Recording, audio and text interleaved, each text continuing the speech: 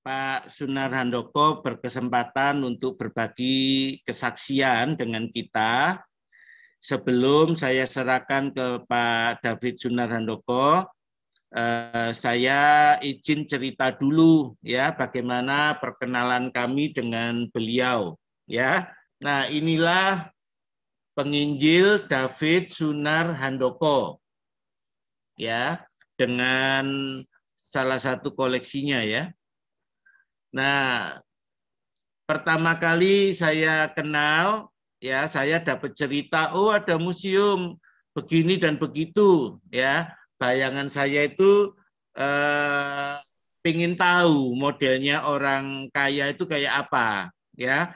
Karena kalau menurut ceritanya itu motornya itu ada ratusan, ya. Orang punya moge satu aja bangganya minta ampun, ya. Ada yang punya moge 8 jalannya dadanya diangkat, ya. Ini kalau punya ratusan mobil moge gitu, yang diangkat apanya ya? Mungkin kakinya. Ya, jadi ini pertama kali saya ke sana, ya. Nah, ini Pak Sunar Handoko dengan mobilnya di garasi belakang ya. Nah, saya datang dengan membawa tamu waktu itu. Itu sudah mungkin 10 tahunan yang lalu ya. Berit Kloster dari Norwegia dan Johnny Chan dari Korea. Mereka berdua adalah pimpinan dari Tentmaker Internasional yang bagian dari gerakan Lausan Movement, penginjilan sedunia yang dimulai Billy Graham, Dr. Billy Graham ya. Nah, waktu Berit dan Johnny Chan berkeliling di tempat ini, mereka berkata, ya, kok bisa ya ada yang seperti ini? Kok bisa? Ini kalau di negara saya nggak mungkin ada, di Eropa nggak mungkin seperti ini. Kenapa? Bagaimana barang sebanyak itu dimiliki oleh satu nama, satu orang, kecuali itu perusahaan atau satu lembaga atau company begitu ya. Nah, ini Berit ya. Nah, ini adalah mobil-mobil ya, nanti akan diceritakan lebih lengkap. Nah, ini mobil-mobil antik, mobil kuno, termasuk mobil kepresidenan, ya. Ini bagian daripada sepeda motor, ya. Nah, gini modelnya Pak David pertama kali ketemu kami, ya. Kami sudah bayangkan nih kalau ketemu orang kaya itu kayak apa gitu. Tapi ternyata ketemu pakaiannya pakaian kerja waktu itu ya, pakai celemek seperti orang kerja di bengkel begitu. Jadi kami sempat tidak mengenali, ya salah persepsi, ya. Nah, ini dengan koleksi sepeda motornya nanti akan diceritakan, ya. Nah, ini ini peda motor antik ya. Jadi Berit sama Johnny Chan tuh kagum sekali, keliling itu heran-heran gitu. Ya. Nah, ini bagian dari sepeda ya. Nah, ini Johnny Chan dari Korea Utara ya. Ini Pak Johnny Chan ya. Nah, ini kami waktu itu berkunjung satu tim karena kita lagi bikin konsultasi nasional Tentmakers di Salatiga. Ya. Ini Pak David ya. Jadi ini sepedanya ya. Dan koleksinya, nah ini pasti Kohan suka nih. Kohan itu juga kolektor beginian ya. Nah ini batu-batu berharganya ya nanti bisa bernegosiasi sendiri Kohan. Oh sama-sama yang satu Handoko, satu Handoyo ya. Kohan bisa ngobrol. Ya di samping itu juga masih banyak yang lain-lain. Ya ada yang radio kuno, kacamata, yang macam-macam ya.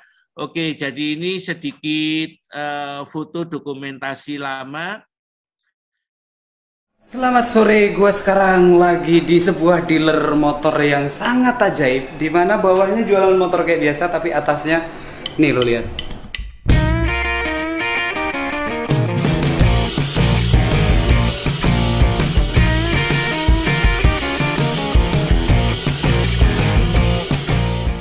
Selamat datang di motovlog gua.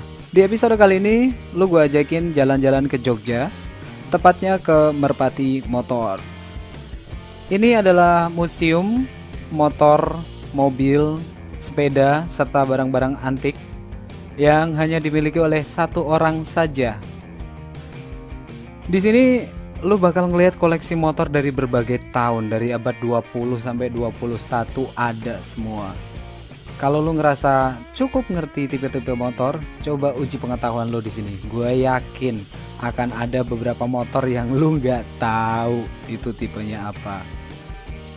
Yang cukup menarik perhatian gue yaitu kemarin gue nemu motor Harley Elvis. Ya, motor Harley banci kalau dulu orang-orang bilang, karena cc-nya cuma 750. Serta tuh motor terkenal gara-gara pernah dipakai oleh Elvis Presley. Terus ada juga motor Indian tahun 1916, dimana mesinnya adalah 990 cc flathead. Tapi untuk tahu lebih lengkap lagi, mending ayo ngobrol sama ownernya langsung.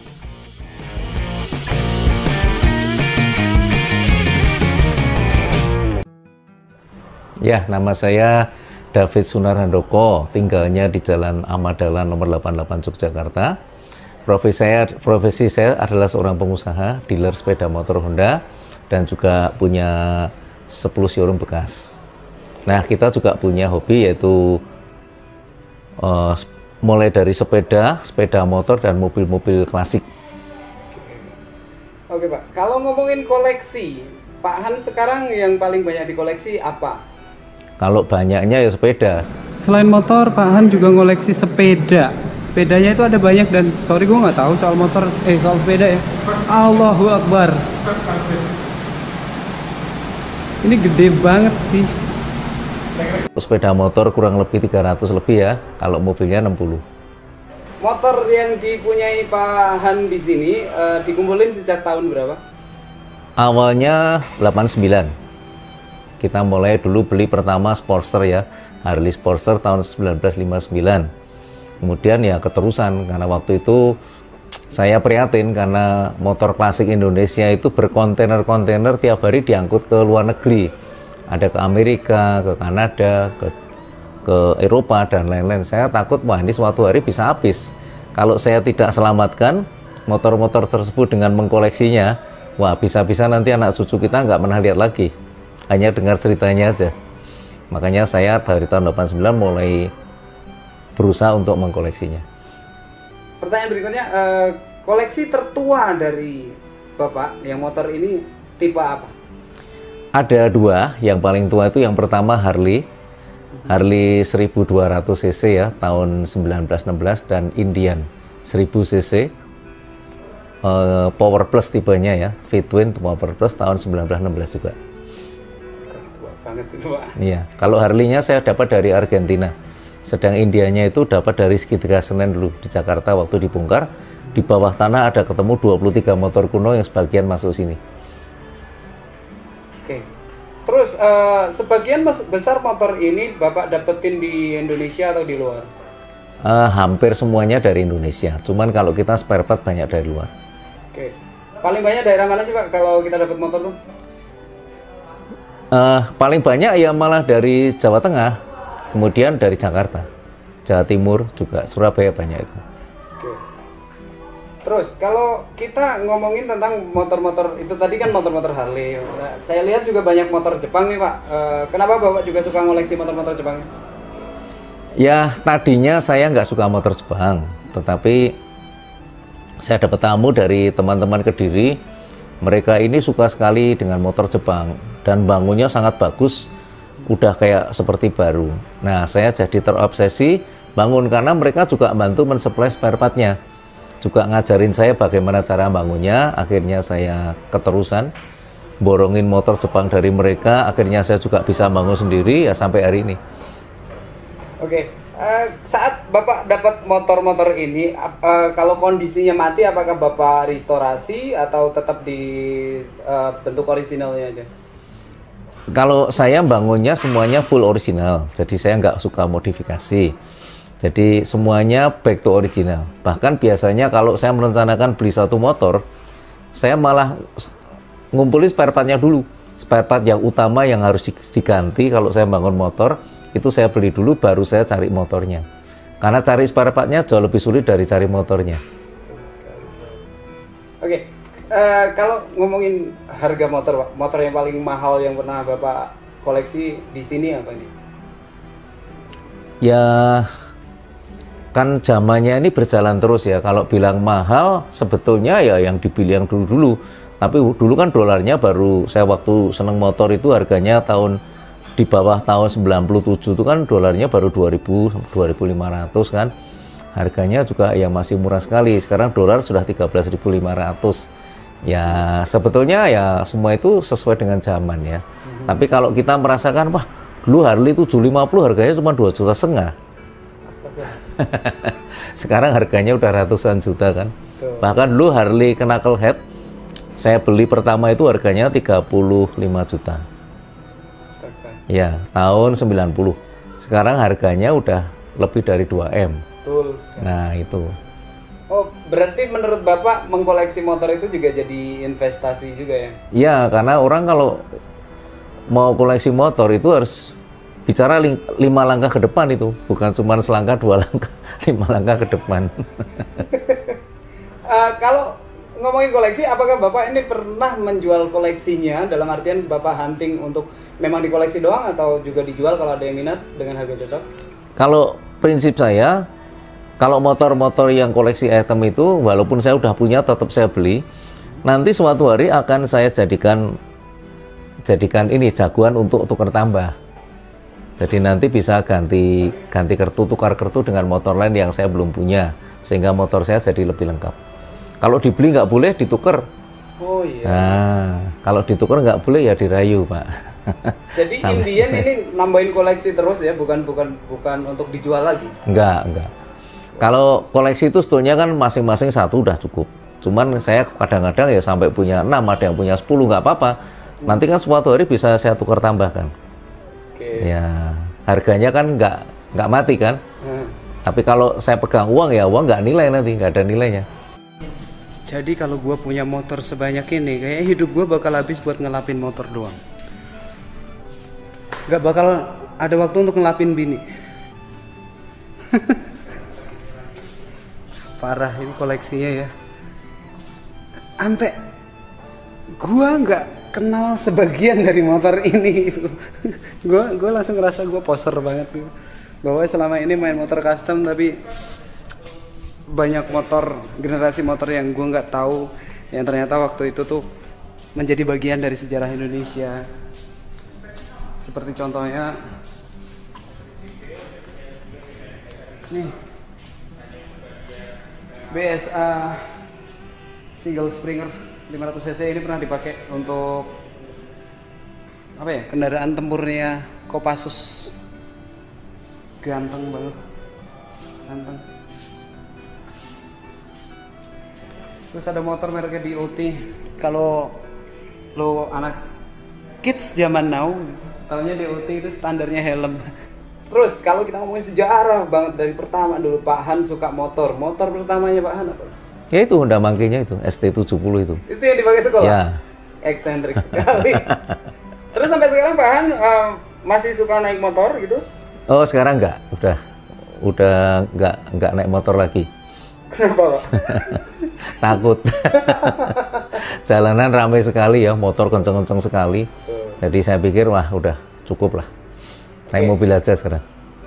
Terus kalau ngomongin ke depannya nih Pak, untuk nambahin koleksi, kira-kira Pak Han ini pengen dapat motor apa lagi untuk melengkapinya?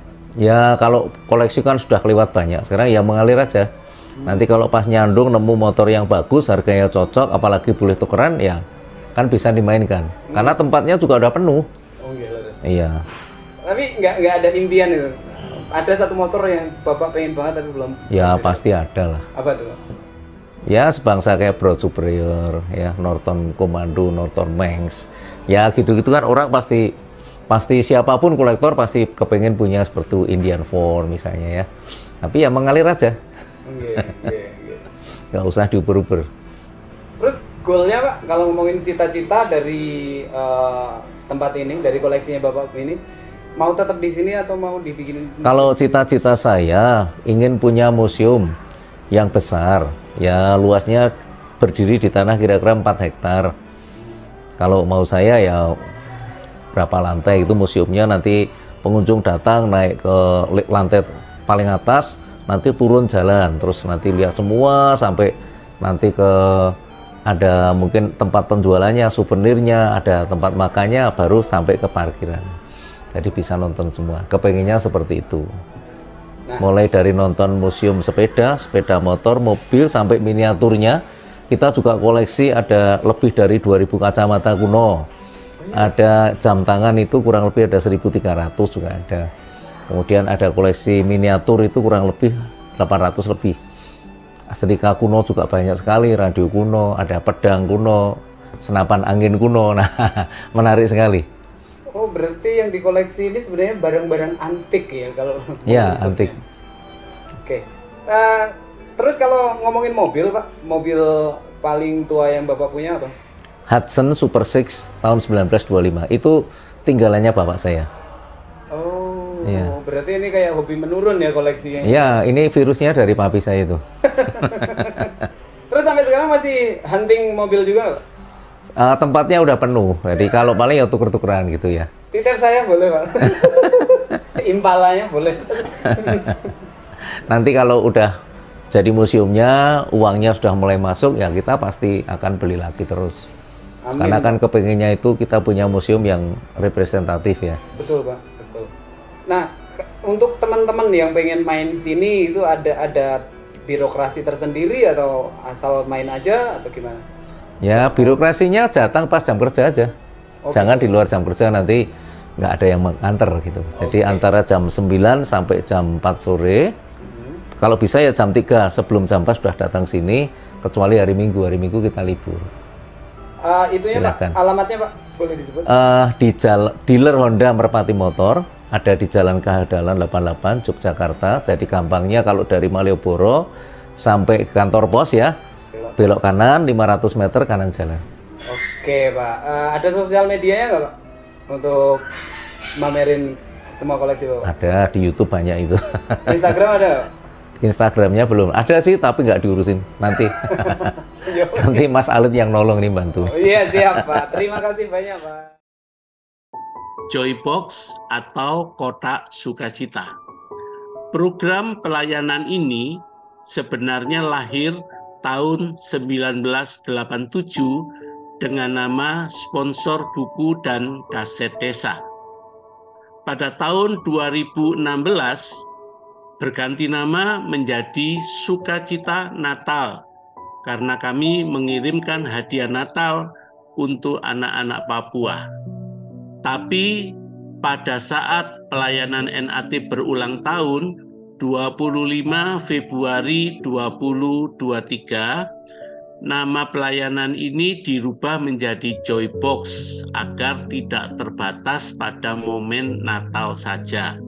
Program ini dibuat untuk meratakan penyebaran firman Tuhan yang selama ini hanya terpusat di kota-kota besar saja, kurang menjangkau ke daerah dan pedalaman. Joybox ini sudah kami kirimkan ke berbagai daerah di Papua seperti Sentani, Pegunungan Bintang, Memberamo, Manokwari, Pegunungan Arfak, Ransiki, Paniai.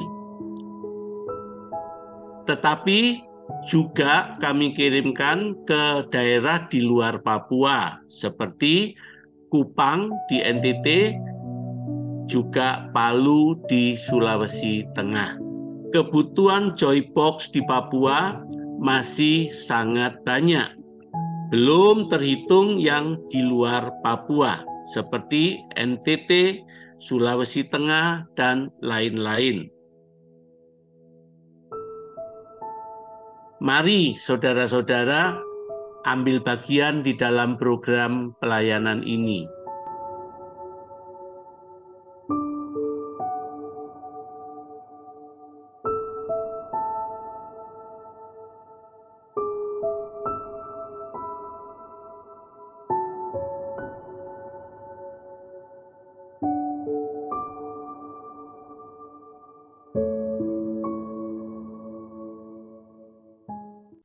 Jadi itu sedikit pengenalan lewat YouTube. Ya, Pak David Sunarhandoko ini punya beragam kesibukan selain yang tadi kita lihat, juga pelayanannya juga banyak. Ya, nanti sekarang kita akan mendengar kesaksian dari Pak David. Silakan Pak David. Ya, selamat pagi semuanya. Selamat pagi Pak David. Ya, nama lengkap saya Evangelis David Sunarhandoko. Saya dilahirkan di kota Yogyakarta. Di rumah ini juga 66 tahun yang lalu. Jadi saya lahir tahun 1955. Nah, masa kecil saya ini saya dilahirkan dari keluarga Kristen yang taat ya. Papi saya itu majelis gereja GKI Ngupasan. Ibu saya adalah seorang pelayan Tuhan juga. Nah, kami 4 bersaudara. Pada tahun 1971, saya baru berusia 15 tahun, itu papi saya meninggal, dipanggil Tuhan. Tentunya di surga ada keperluan lebih penting, makanya dipanggil duluan. Nah, rasanya waktu itu saya baru 15 tahun, kelas 1 SMA ya. Kayaknya rasanya tuh langitnya ambruk itu. Karena penopang keluarga itu diambil Tuhan, sehingga saya kebingungan, nanti yang mau cari nafkah siapa, yang nyekolahkan adik-adik siapa, saya jadi bingung setengah mati. Nah, tapi luar biasa, Tuhan Yesus itu baik. Pada waktu hari terakhir Maisong itu, ada seorang dari kota Semarang ya, namanya Om Engliat. Nah, dia itu tinggal di Jalan Pemuda Semarang, toko sport shop. Beliau ini datang ke rumah saya, bilang, Om belum pernah kenal dengan keluarga ini, tapi Om ini teman baiknya Papi, kupingnya Papi. Dulu waktu di Jakarta, Om kenal baik. Nah, kedatangan Om ke sini ingin menolong keluarga ini, ingin ngangkat keluarga ini, ingin ngajari anak-anak supaya nggak terlantar. Wes dia bilang, nanti kamu datang ke rumahnya Om di Semarang, alamatnya dia beri. Nanti Om akan ngajari apa saja sehingga kamu nanti bisa bekerja. Wah, saya senangnya luar biasa. Karena itu adalah kebutuhan utama saya. Nah, singkat cerita, 3 hari kemudian, selesai urusan ini ya, memperabukan Papi, saya berangkat ke Semarang. Naik bis seorang diri. Tiba di sana disambut dengan baik. Kemudian diajak ke Bandungan, ya, diajak jalan-jalan. Kemudian hari keduanya saya diajak ke perusahaannya, lihat di bengkelnya, lihat di toko, di gudang, di tempat akuntingnya, di showroomnya, semua dilihat, kemudian dijelaskan secara detail. Ya sambil mendengar, saya sebetulnya kan nggak begitu paham, tapi ya saya dengerin aja. Nah di hari terakhir, hari ketiga itu saya diajak ke ruang pribadinya, di mana dia bilang sama saya, Han, kamu ini sebetulnya kalau dibandingkan dengan Om, nasib kamu ini jauh lebih baik. Wah, saya bilang, Om, jangan gitu Om, saya ini kan lagi susah. Rasanya Papi meninggal itu kita kayak kehilangan tiang keluarga, rasanya ini udah kiamat katanya rasanya. Saya susah sekali loh Om. Dia bilang, gini Han, kalau dibandingkan dengan nasibnya Om dulu, pada waktu Om lagi berusia 8 tahun, kelas 2 SD, Papi dan Mami Om itu dipanggil Tuhan sekaligus. Ya mestinya dibunuh ya waktu itu zaman perang. Coba bandingkan, kamu kan sudah kelas 1 SMA, umur 15 tahun, masih punya 3 orang saudara, ya, dan punya Mami, dan punya Tuhan Yesus. Kalian saling mengasihi, Om lihat itu senang sekali.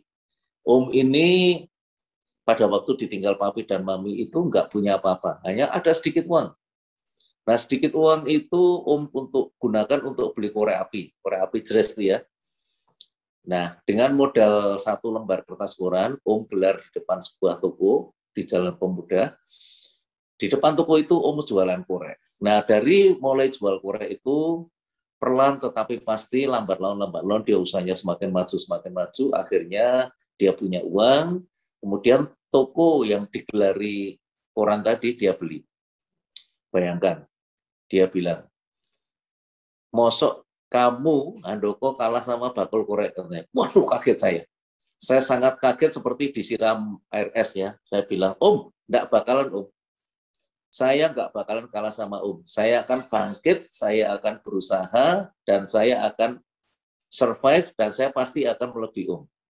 Terima kasih buat motivasinya, saya pamit pulang. Nah, dalam perjalanan pulang naik bis itu rasanya kok Jogja kok jauh ya, nggak sampai-sampai. Saya ingin segera praktek membuktikan bahwa tidak ada seorang pun bisa mengalahkan saya. Masa dikalahkan sama bakul korek, saya tuh jadi penasaran banget. Nah, sampai rumah, saya cerita dengan Mami, saya langsung, pokoknya kita harus bangkit. Nah, itu pelanggan-pelanggan dari Papi dulu kan buka bengkel mobil ya, bengkel baik namanya. Nah, dulu alamatnya bukan Kehadalan, dulu alamatnya itu namanya tempat sama, tapi alamatnya Ngabian Kulon nomor 38. Sekarang Jalan Kehadalan nomor 88, berubah. Nah, kita datangi semua pelanggan dari Papi itu, diyakinkan bahwa bengkel akan dibuka kembali dengan nama Merpati Motor, dan kita akan mengerjakan dengan sepenuh hati, dan soal harga jangan khawatir, kita akan memberikan kemudahan dan kemurahan. Singkat cerita, pelanggan itu semua datang kembali, dan kita bisa survive kembali, bengkelnya buka, dan di tahun 72 waktu itu ada seorang teman saya, ya sekarang terkenal itu Pak Gondo Wijoyo, nah semua pasti kenal. Dia itu waktu masih mahasiswa itu buka bengkel servis sepeda motor. Namanya Siola, itu bangkrut. Kemudian peralatannya mau dioperkan ke saya. Ya saya beli, sekalian diajari caranya. Kemudian saya beralih profesi dari bengkel mobil, beralih ke bengkel motor. Karena bengkel mobil itu kan 1 minggu paling omsetnya 1-2 mobil. Itu pun makan tempat sekali. Tapi kalau bengkel motor itu kan sehari bisa puluhan, bahkan sampai 100 motor. Nah, singkat cerita, bengkel dibuka dan kita berjalan dikit. Puji Tuhan di tahun 73, setahun kemudian kita diangkat jadi AHAS, Astra Honda Authorized Service Station. Kita dapat pelatihan, kita dapat pendidikan manajemen, mekanik, technical mekanik ya, mulai A dan B. Nah, ini sangat menolong sehingga usaha kita ini semakin maju. Satu hari itu bisa sampai 100 motor dulu ya, servis itu 20 sampai 100 motor. Wah, ramenya luar biasa. Nah, sehingga akhirnya di tahun 73 itu saya ngambil keputusan saya harus keluar dari sekolah karena usaha itu sudah demikian maju, saya nggak bisa mendua. Saya sekolah sambil bekerja nggak mungkin kayaknya, karena sekolah juga tujuannya untuk bekerja. Saya keluar dari sekolah di kelas 3 SMA, nggak sampai lulus. Kemudian saya all out di AHAS itu. Dan luar biasa, Tuhan tolong, dulu setiap kali kita punya masalah, itu kita selalu bergandengan tangan ya dengan keluarga. Mami selalu bilang, kita punya Tuhan Yesus, nggak usah takut. Kita selalu nyanyi lagu Tiap Langkahku. Dan kayaknya setiap kali kita ini bernyanyi, kita bergandengan tangan, semua masalah itu bisa terlewati dengan baik. Nah, ini terus berlangsung sampai usaha ini berjalan dengan baik. Kemudian di tahun 82 itu kita didatangi lagi oleh Astra, dan Astra bilang, ini ada fasilitas kalau Bapak mau. Fasilitas apa, Pak? Nah, seluruh AHAS di Indonesia diberi kesempatan untuk jadi dealer Honda kalau mau, dan kalau siap dan memenuhi syarat.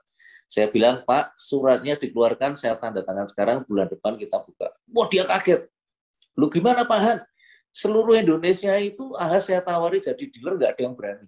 Nah, kok Pak Han malah nantang bulan depan buka? Apa emangnya Bapak udah siap? Oh, sudah siap. Karena mimpi saya itu bukan jadi AHAS, bukan jadi bengkel, tapi jadi dealer Honda terkenal.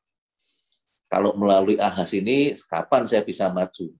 Kan lama sekali. Saya ingin melalui dealer Honda, saya bisa berkarir jauh lebih bagus.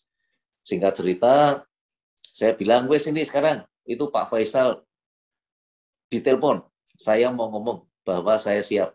Wah, ditelepon, kemudian saya bilang, Pak, itu mimpi saya jadi dealer Honda, kalau Bapak bisa nolong, saya siap, bulan depan kita sudah buka. Wah, dia sangat terkejut, dan dia bilang, wes besok saya datang ke Jogja.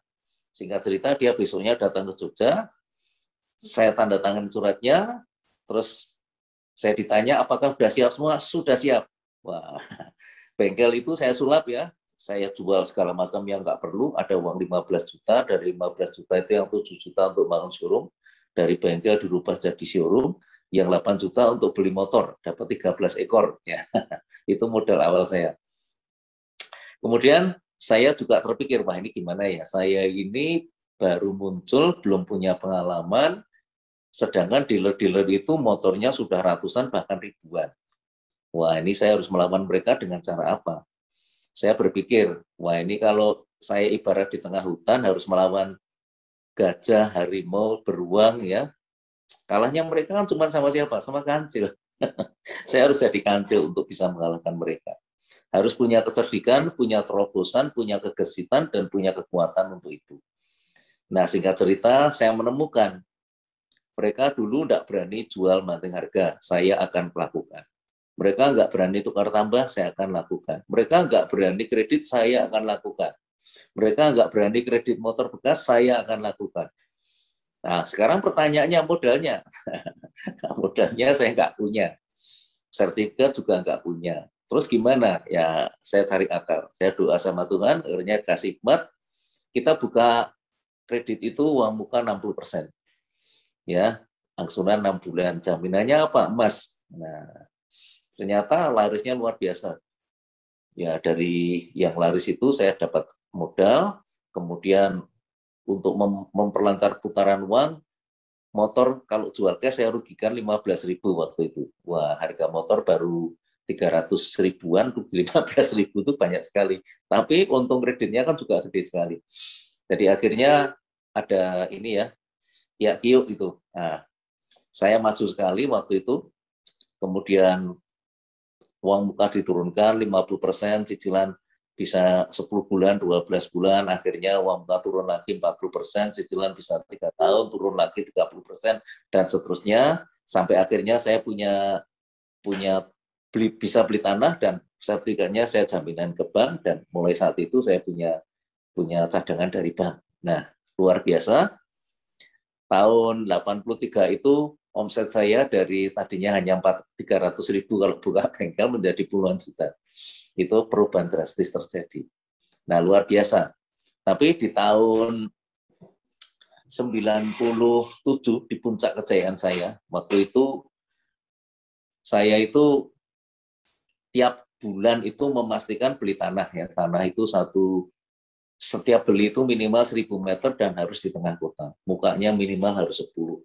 Saya targetkan 1 bulan beli 1. Bayangkan sekarang kalau satu tanah itu di Jogja udah 1 meternya, kalau di tengah kota ya 10 sampai 15 juta per meter. Kalau 10 juta aja 1.000 meter udah 10 M. Kan penghasilannya tuh gede sekali. Belum yang buat beli motor kuno, yang buat invest yang lainnya. Jadi penghasilan itu gede sekali pada waktu itu. Jadi kayaknya uang itu sangat berlimpah. Tetapi saya merasa saya ini kok sekarang nggak ada di panggilan saya. Dulu saya dididik penuh kasih, dididik untuk cinta Tuhan, dididik untuk melayani, tapi kok kayaknya sekarang ini jadi hamba uang, ya. Rasanya itu saya mau pergi ke sini kalau ada untung. Segala dikalkulasi dulu. Segala sesuatu itu hanya dihitung berdasarkan baik buruk dan untung rugi. Nggak ada kasih, nggak ada apa. Kebenaran kasih itu nggak ada. Apalagi mau berkorban, wah nggak ada. Pokoknya kalau nggak untung, nggak mau. Nah, singkat cerita, tahun 97 saya dipertemukan seorang hamba Tuhan namanya Pendeta Yudi dari gereja GPI. Nah, saya ikut persekutuannya dia, dan saya sangat senang karena saya menemukan, tadinya saya itu tahun 97 itu kepingin sekali melayani Tuhan. Saya tentukan, ada 3 kriteria hamba Tuhan yang bisa mengajar saya. Yang pertama, dia harus bukan hanya mengerti kebenaran firman Tuhan, tapi juga kebenaran dunia. Yang kedua, dia bukan hanya bukan hanya paham teorinya, tapi segala sesuatunya terpancar dari kehidupannya. Dan yang ketiga, dia mau dan mampu untuk memuridkan saya. 3 syarat itu. Saya pertama nyari di gereja saya di GKI Ngupasan. Setiap kali saya amati hamba Tuhan, kok kayaknya nggak seret ya. Sebetulnya saya yang nggak benar, yang nggak beres. Nah, akhirnya saya dipertemukan dengan Pak Yudi itu. Dari semua persyaratan yang saya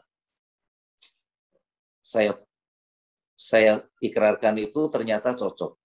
Akhirnya saya minta sama Pak Yudi untuk jadi guru saya, dan saya berjanji, Pak Yudi, kalau saya jadi muridnya Bapak, saya akan jadi muridnya Bapak yang paling rajin sepanjang masa, saya akan sungguh-sungguh melayani Tuhan. Nah, singkat cerita, gayung bersambut dengan baik, saya dimuridkan selama 3 tahun, dan sejak tahun 99 itu, dari tahun 96 ya, Tuhan mulai utus saya untuk memberitakan Injil kemana-mana. Wah, heboh waktu itu Jogja. Ini Pak Handoko bertobat, jadi kalau pergi kemana-mana, dulu ya kenal dengan Pak Wingki pertama di Malang itu, seperti disambut kalau artis besar bertobat itu. Wah, luar biasa sambutannya. Kita ini yang belum ngerti apa-apa, pura-pura bisa khotbah, kesaksian aja ya masih seperti itu. Diberi porsi, ada KKR, ada segala macam pelayanan yang besar-besar sekali. Saya sampai bingung kok bisa seperti ini ya. Ini yang salah yang undang atau yang diundang. Tapi yang saya tahu Tuhan Yesus nggak pernah salah. Semua saya jalani dengan baik. Kemudian saya berdoa sama Tuhan. Tuhan kirim saya guru-guru, pengajar-pengajar yang sesuai dengan kebutuhan saya. Dan luar biasa, Tuhan kirim beneran. Ada pendeta yang datang ke rumah saya ngajari khotbah. Besok ada lagi yang ngajari lagi. Padahal saya nggak pernah kenal dengan dia diutus Tuhan untuk datang ke rumah saya untuk ngajar saya. Luar biasa sekali. Dan melalui pengajaran itu, akhirnya pelayanan saya semakin maju, semakin banyak undangan. Nah, ini ada timbul problem lagi. Waktu itu Pak Yudi bilang, Pak Handoko ini kan belum penuh dengan Roh Kudus, belum berbahasa roh. Sebetulnya nggak boleh pelayanan dulu. Ya saya bilang, ya benar Pak, tapi di Alkitab juga nggak ada loh ayat yang bilang, kalau ada pelayanan kita tolak. Akhirnya saya bilang, wes Pak Yudi, sekarang ya didoakan aja supaya segera penuh Roh Kudus, supaya saya bisa melayani Tuhan dengan lebih baik. Nah, didoakan, nggak penuh-penuh, saya datang ke KKR besar, selalu maju nomor 1, minta ditumpang tangan agar penuh Roh Kudus, juga nggak penuh. Nah, akhirnya saya dikasih tahu dengan saudara saya, bahwa di Bintaran itu ada seorang Romo karismatik Katolik ya, itu yang punya karunia membedakan roh. Jadi dia itu bisa tahu masalahnya apa kalau ada orang yang susah sekali dapat pemenuhan Roh Kudus, dia bisa tahu penyakitnya apa dan bisa diselesaikan dengan baik. Sudah banyak teman-teman persekutuan saya yang penuh Roh Kudus di sana. Saya susah sekali. Padahal istri saya itu waktu ada doa puasa semalaman itu ya, itu begitu didoakan langsung penuh. Nggak usah pakai apa-apa, saya juga nggak penuh-penuh. Nah, akhirnya saya ke sana, saya bilang sama Romo Berdiko itu, sekarang sudah almarhum orangnya. Bilang, Romo, saya kepengen sekali penuh dengan Roh Kudus dengan tanda bisa berbahasa roh. Tapi kok saya nggak pernah dapat ya. Terus dia langsung pegang tangan saya, dia berdoa. Dia bilang, wah ya nggak mungkin Bapak ini bisa penuh Roh Kudus. Seorang mungkin banget. Loh kok bisa Pak? Ya rohnya Bapak ini dicengkram dengan roh intimidasi. Wes sekarang Bapak berdoa dulu sana. Berdoa, minta urapan sama Tuhan, tengking roh itu, roh intimidasinya supaya pergi. Nanti Bapak ditumpang tangan, sekali aja pasti penuh. Yang benar Pak, iyo wis. Nah, setengah jam kemudian, setelah saya berdoa itu, Romo Berdiko itu nyuruh seorang muridnya, masih anak muda. Itu dia bilang sama saya, Om, sudah doa belum Om? Sudah yakin? Yakin. Wes ya Om ya, tirukan saya. Saya akan berbahasa roh, Om tirukan saya. Nanti sebelum tangan saya menyentuh kepalanya Om pasti sudah penuh Roh Kudus. Ya, wes dia berbahasa roh, saya tirukan. Kemudian dia ngangkat tangannya, belum sampai menjamah kepala saya, masih jauh tangannya, saya langsung sudah penuh Roh Kudus. Berbahasa roh nggak berhenti-berhenti. Aduh, saya senangnya luar biasa, bahagia sekali. Saya sampai nangis, penuh dengan Roh Kudus, nggak berhenti-berhenti itu, terus saya berbahasa roh terus. Nah, akhirnya saya melayani Tuhan dengan lebih luar biasa. Kalau dulu banyak ayat firman Tuhan itu yang saya nggak paham. Tapi ketika saya sudah penuh Roh Kudus itu kayaknya itu kalau nggak paham saya berdoa minta sama Tuhan, Roh Kudus membukakan, dan biasanya itu beberapa waktu kemudian dia memberikan pewahyuan kepada saya sehingga semuanya bisa diketahui dengan baik. Luar biasa sekali. Beda sekali, penuh dengan Roh Kudus dengan tidak seperti yang dikatakan Pak Yudi. Nah, kemudian saya melayani lebih lagi. Nah, di tahun 89, sebelum saya mundur sedikit ya, di tahun 89 itu kan saya ini sering lihat teman-teman sekolah saya itu lewat depan rumah naik motor besar. Nah, saya sangat senang. Wah, kok motornya bagus-bagus. Padahal motor besar yang lain orang punya itu kan, wah udah bobrok-bobrok, nggak karuan itu ya, butut lagi. Tapi kok punya mereka ini kok bagus-bagus. Nah, saya main ke rumahnya dulu di es krim Teptok di Jalan Mangkubumi itu ya, tempatnya Benyamin. Saya mampir ke sana, saya melihat-lihat, mengagumi sambil minum es krim, ngobrol sama si pemiliknya, ngobrol-ngobrol tentang motor besar. Akhirnya dia bilang, "Han, kalau kamu kepengen tuh ada loh temanku yang mau jual barangnya cukup bagus, tinggal pakai." "Oh iya, iya, aku mau." Nah, saya datang ke sana, tuh di Majuban Kediri, di Jalan Kusuma Negara. Ya, saya datang ke sana, saya melihat dia mintanya 3,5 juta. Saya lagi mikir-mikir, kemudian saya dapat tiket ke Kanada. Saya berangkat ke sana. Di sana saya melihat, wah ternyata di Kanada itu banyak sekali orang naik Harley ya, wah sangar sekali orangnya, gede-gede serem-serem itu menuhi jalan, suaranya memekakkan telinga itu dari jauh. Waduh, rasanya tuh luar biasa. Nah, saya sempat ngobrol dengan mereka, terus cerita-cerita, saya tanya, ini beli di mana motornya? Oh, ini beli dari Indonesia. Kaget saya.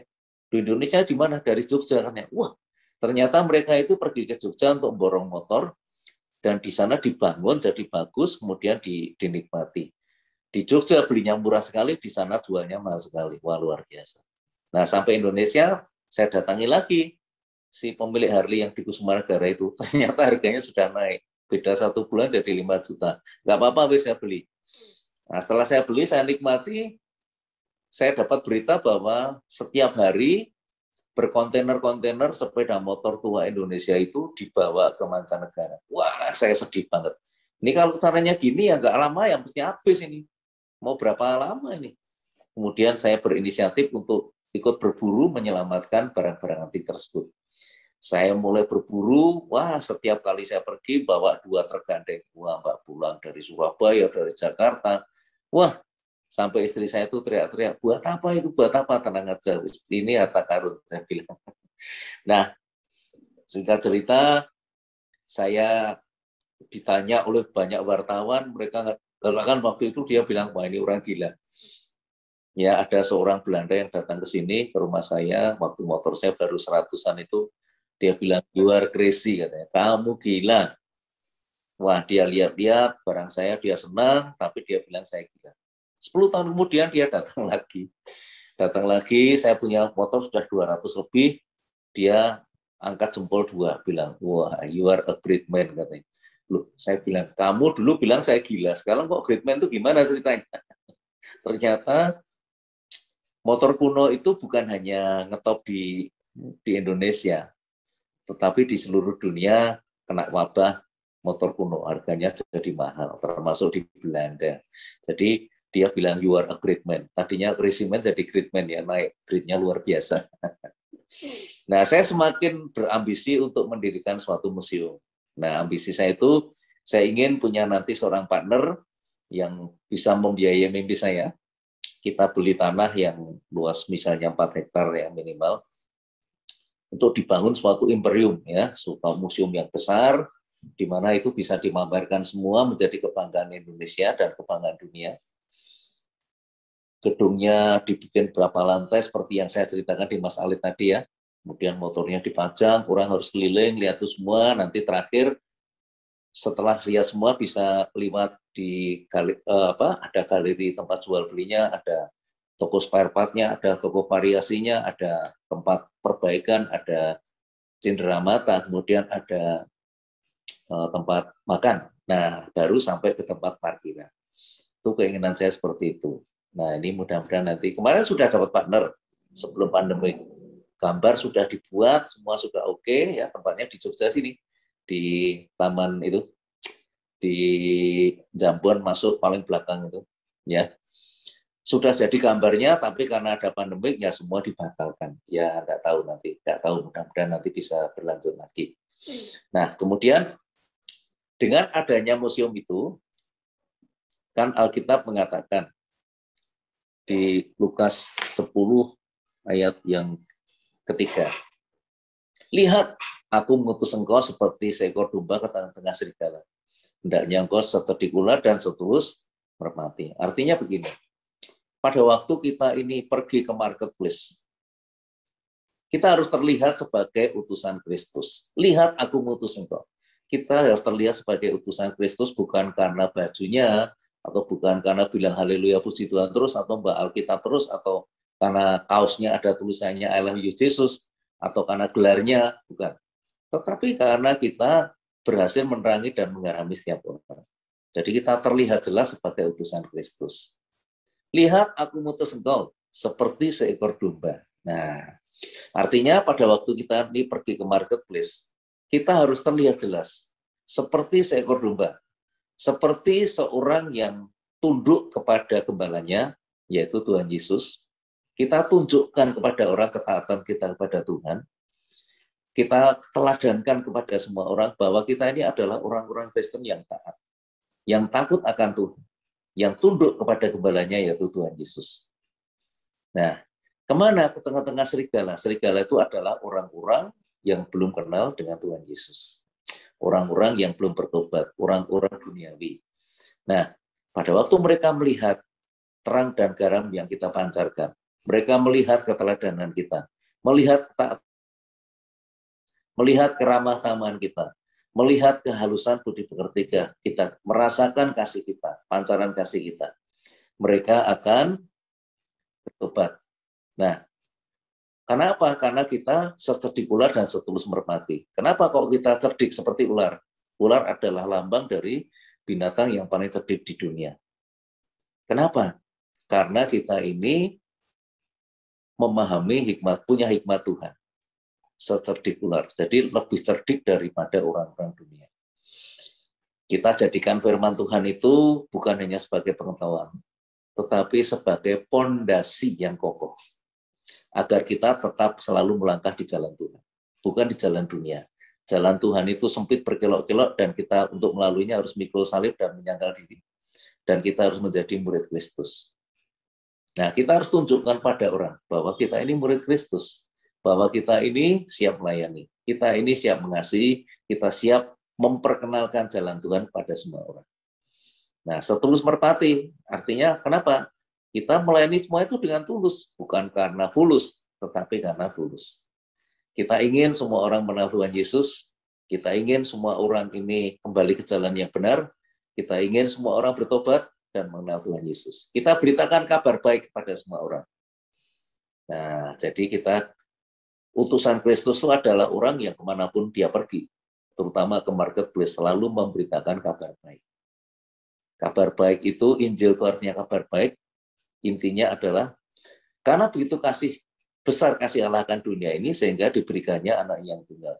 Sehingga barang siapa yang percaya kepadanya tidak akan binasa melainkan beroleh hidup yang kekal. Kita beritakan, sehebat apapun manusia, sekaya apapun manusia, tapi kalau dia tidak percaya Tuhan Yesus, dia tidak mungkin bisa selamat, tidak mungkin beroleh hidup yang kekal, tidak mungkin bisa masuk surga.